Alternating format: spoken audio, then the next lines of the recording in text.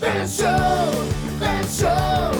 He's a monster on a mission to talk to lots of folks. The Van Show, Van Show. Everybody, it's the Van Show! Woo! Yeah! Oh my goodness, we are super excited because today we have the one and only Kami Garcia. Say hello, Kami. Hi. How's it going? Good, how are you? Oh, I'm doing wonderful. Thanks for coming on the show. Thanks for having me. Well, now, Kami, we brought you on the show because we like to talk to cool people, and we heard you're a pretty cool person. I try. Yeah, right. Now, first, tell us where you're from. I am from Washington, D.C. area, and I live in Annapolis now. Oh, wow. The heart of the nation. Definitely. We came here to talk to you. And not only to talk to you, but to talk to you because you are a special person. You are an artist. And we like to talk to artists. So we'd like to hear the story. How did Kami become an artist? What was this pathway for you? So I was a teacher and reading specialist for 17 years. And I wrote my first book. I co-wrote my first book, Beautiful Creatures, on a dare from 7 of my students. And I wrote it with my best friend. A dare? Can you tell, what did this dare entail? So at the time, I think it was around 2007, and I wrote it for 7 students who were in my fantasy book club. Ooh. And they were kind of sick of vampires and werewolves, and they kept saying, like, why doesn't someone do something new?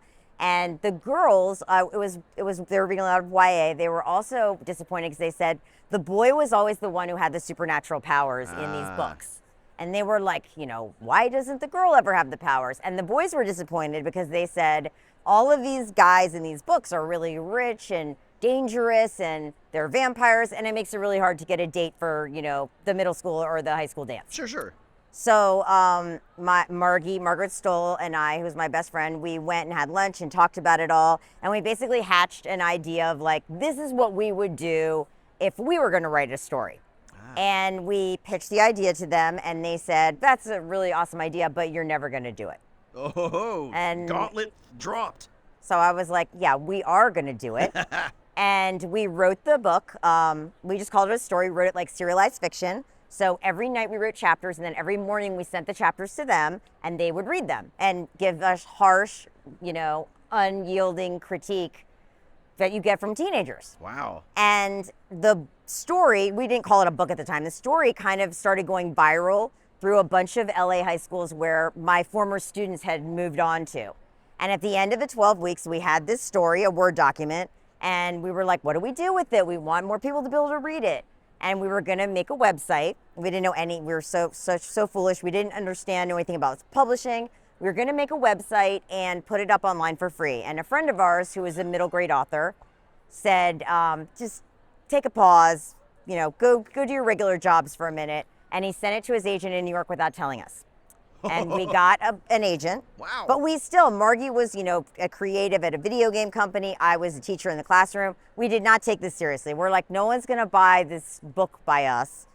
And then it was a big auction. People wanted to, it was really when YA was blowing up, and they were starting to make YA sections in the bookstores and the libraries.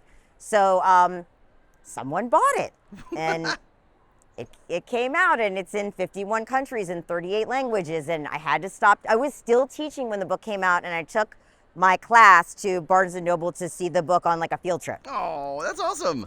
So, but then that was kind of history. It got big, and I had to decide, do I keep teaching or do I become a full-time writer? And I became a writer. Okay, but then you moved into graphic novels as well. So DC approached me. They wanted established YA and middle grade writers to write for them. And they said, we want you to get people who don't normally read graphic novels and comics. Maybe they're intimidated or they think they won't like them. We want you to get them to read our stories.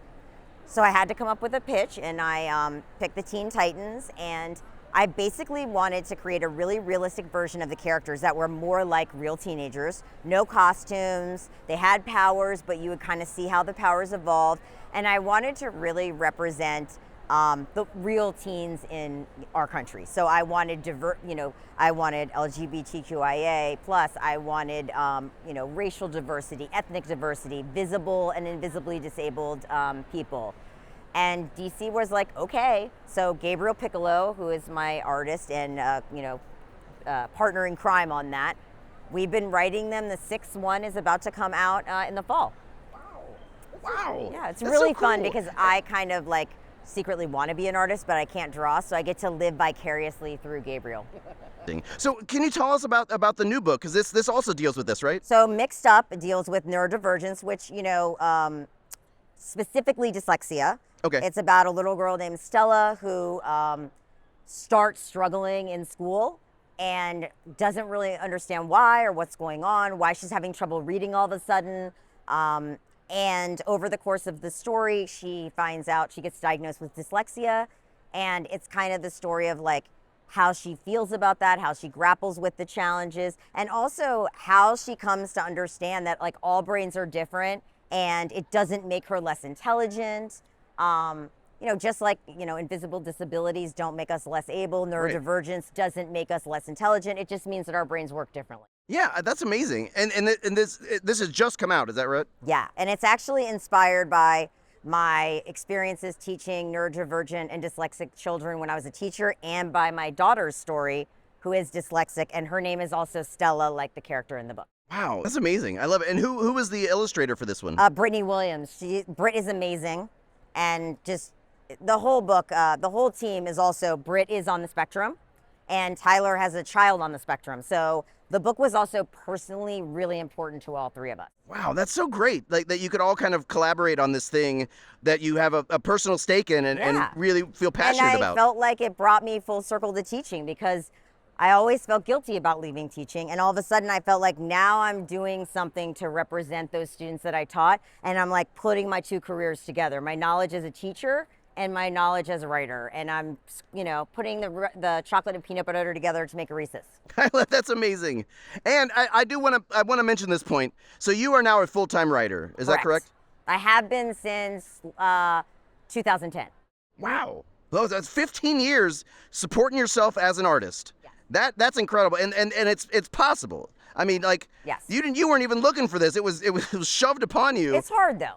Oh, no, I'm not saying that it's easy. I'm just saying that it's possible. It is very possible. And this will be inspiring too.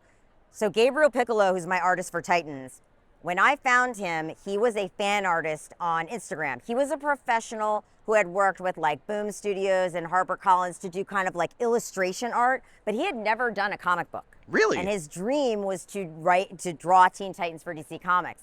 And he was only 23 years old. And people made fun of him for doing fan art. They're like, what a waste of time. This is going to lead nowhere. And he is now a New York Times international best-selling author who's, sold over 500,000 books. Well, that's where fan art can get you. So young people can also get these big opportunities and, live their dreams. That's I feel like he's like a story of, a dream come true. Great. Yeah. Oh, this has been so much fun. Now, before we go, we're almost out of time. I want to give, now Fernie's behind you. Fernie's our sidekick. He's been quiet this whole show. Say hi, Fernie. Hi, Fernie. Hello. Now, I want to give Fernie an opportunity to ask the final question. Sure. So, Fernie, what do you got? Right.